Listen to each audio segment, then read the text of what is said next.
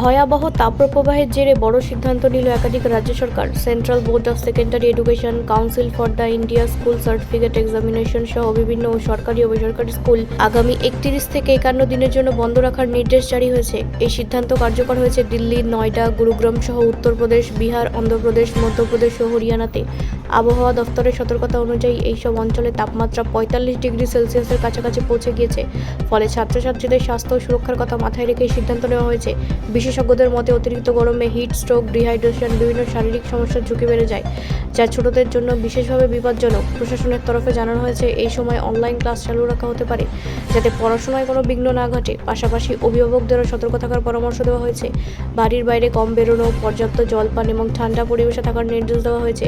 এই সিদ্ধান্তে একাধিক যেমন অভিভাবকদের মধ্যে স্বস্তি দেখা গেছে, অন্যদিকে কিছু ক্ষেত্রে কর্মজীবী অভিভাবকদের অসুবিধার আশঙ্কাও প্রকাশ পেয়েছে। তবে অধিকাংশের মত শিশুদের স্বাস্থ্যের কথা মাথায় রেখে এই পদক্ষেপ সময়োপযোগী।